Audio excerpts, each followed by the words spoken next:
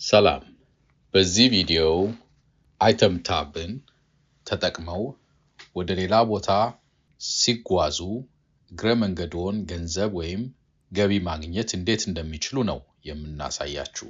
ሳይድ ሃስል ማለታችን ነው በሌላ አነጋገር። ይህ ቴክኖሎጂን በመጠቀም ጉዞውን የወጪ ምክንያት ሳይሆን የገቢ መንስኤ ይሆናል ማለት ነው። ልብ ብለው ይከታተሉ።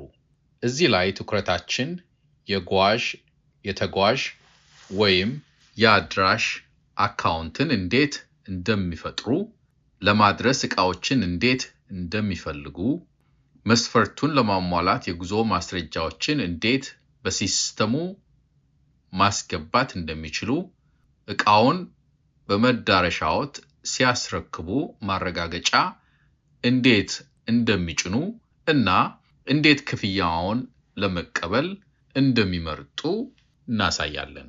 አይተም ታብ ለተጓዦች አስደናቂ እድል ነው። ቀደም ሲል እንደጠቀስነው ቀላል ዕቃዎችን በሚደርሱበት አካባቢ ይዞ በመሄድና በማስረከብ ክፍያ ማግኘት ነው። የአይተም ታብ ሲስተም ህጋዊና ቴክኖሎጂው በርካታ ባለሙያዎች የፈተሹት ደህንነቱ ማለትም ሴኩሪቲው መስራቱ የተረጋገጠ ነው። መረጃዎች በብርቱ ጥበቃና በሚስጥር ይያዛሉ። አይተም ታብ ተጠቃሚዎች አካውንት ፈጥረው በአካውንታቸው ውስጥ ከሚያደርጉት ግንኙነት ውጪ ወይንም ኮሚኒኬሽን ውጪ ህጋዊነትና ተቀባይነት አይኖረውም።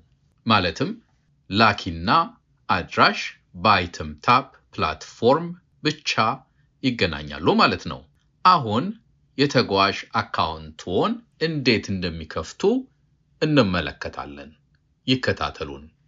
itemtab.com የሚለውን ድረገጽ ይጻፉ ወይም ደግሞ አፕ ስቶር አይፎን እና አይፓድ ካላችሁ ወይም የአፕል ፕሮዳክት ካላችሁ ማክም ቢሆን itemtab ብላችሁ ታይፕ ታድርጉና ከዚያም ሰርች ትላላችሁ። መረጃ ገጽ የድህረ ገጽ ወይም ደግሞ ዌብሳይት የምትጠቀሙ ከሆነ ከዚያም ይሄን ከጻፋችሁ በኋላ በቀኝ ያለውን ሳይን አፕ የሚለውን ይጫኑ። ዌብሳይቱ ይመጣላችኋል። የጆይን አይተም ታብ የሚለውን ቅጽ ማመልከቻ ገጽ ይመጣል። ከዛም ሙሉ ስምዎትን፣ ትክክለኛ የኢሜል አድራሻ ያስገቡ እና ጠንካራ የይለፍ ቃል ወይም ፓስወርድ ይፍጠሩ። I want to be a ከሚለው በታች ሲጫኑ ዲሊቨረር የሚል ይመጣል። እርሱን ይምረጡ።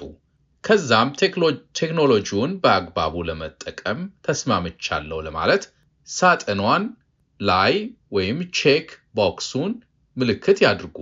ክሬት አካውንት ይጫኑ። አሁን ራስዎን ኢሜል አካውንት ይሂዱና ከአይተም ታብ የደረሱትን መልእክት ይከፍታሉ። ከዚያም አረጋግጣለሁ ወይንም ኮንፈርም የሚለውን ይጫኑ። አካውንት የመፍጠሩ ሂደት ለአንዴና ለመጨረሻ ጊዜ እዚህ ላይ ይጨርሳሉ ማለት ነው።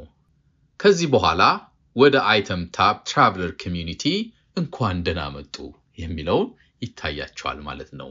በመቀጠል ወደ ፈጠሩት የአይተም ታብ አካውንት ተመልሰው ኢሜል አድራሻ ያስገቡ፣ ይግቡ ወይም ሰብሚት የሚለውን ይጫኑ። ፓስወርዳችሁን የሚስጥር ቁጥሩን ካስገባችሁ በኋላ ማለት ነው። በኋላም ወደ ትራቨለርስ ዳሽቦርድ ይሂዱ። እዚህ ላይ የሚያዩት ዕቃዎች ዝርዝር፣ ሬዲ ቱ ፒክ አፕ፣ ኢን ፕሮሰስ እና ዲሊቨርድ የሚሉት ናቸው። ከዳሽቦርዱ በግራ በኩል አቬለብል አይተምስ የሚለውን ይጫኑ። በዚህም በጉዞ አቅጣጫዎትና ወደ መዳረሻዎት አካባቢ ለመላክ በደንበኞች የተጠየቁትና ዝግጁ የሆኑ ዕቃዎችን ለመፈለግ ይችላሉ። በፍለጋ መስክ ውስጥ ወይንም ሰርች በሚለው ኤሌክትሮኒክስ ወይም ዶክመንትስ መምረጥ ይችላሉ። ሌሎች አማራጮችም አሉ።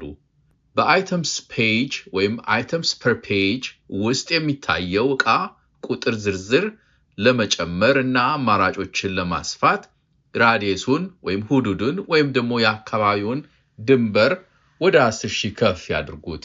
በመቀጠል pick up and drop off locations ማለትም ዕቃውን የሚረከቡበት የሚያነሱበት ቦታ እና አድራሻ ለማግኘትና select location በሚለው ባዶ ቦታ ያለውን ከተማ ያስገቡ። ለምሳሌ ዋሽንግተን ዲሲ። ከዚያ የመዳረሻውን ቦታ ይምረጡ። ለምሳሌ ሎስ አንጀለስ።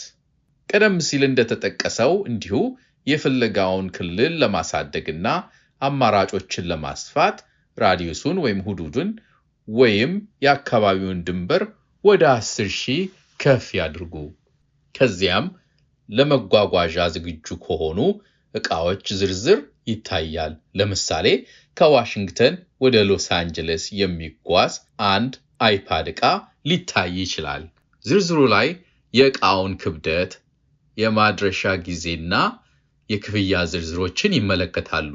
በወቅቱ ለማድረስና ቃልዎን መጠበቅ እንዲችሉ ይህን ቀን ሲመርጡ የጉዞ ሰነዶትን ያመሳክሩና ቀኑ ቢያንስ ከደረሱ በኋላ 1 ወይም 2 ቀን ካለፈ ቢሆን ይመረጣል።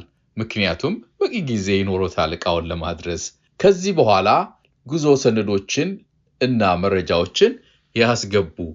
ሰነዱን ከተጫኑ በኋላ ሪኩዌስት ዲሊቨሪ ይጫኑ።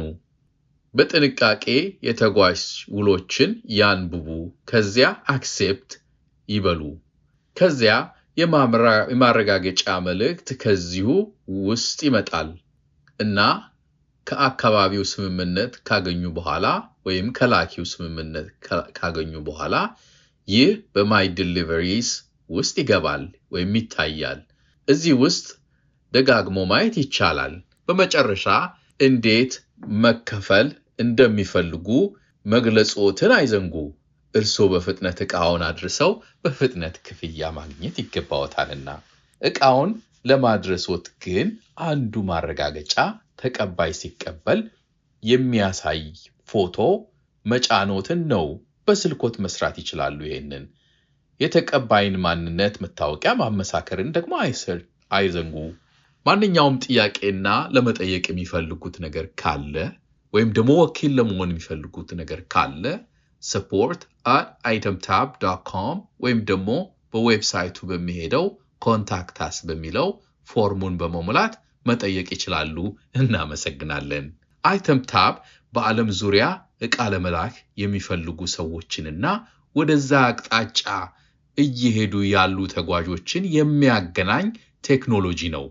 ይህም ለላኪዎች ፈጣንና ቅናሽ የሚያስገኝ ሲሆን ለተጓዦች ደግሞ ገቢ ማስገኛ መንገድ ነው። ሂደቱን አይጠራጠሩ። የላኪንም ሆነ የአድራሽን ማንነት በሚገባ እንፈትሻለን። በሚስጥር መረጃቸውን ደግሞ እንይዛለን። የላኪና የአድራሽ መረጃ ሁለቱም በብርቱ ሚስጥርነት የተጠበቀ ነው። ስለዚህ አንዱ ያንዱን አያውቅም ማለት ነው። ጤና ይስጥልኝ። ሰላም ይሁኑ። እንኳን ወደ አይተምታብ ደህና መጡ።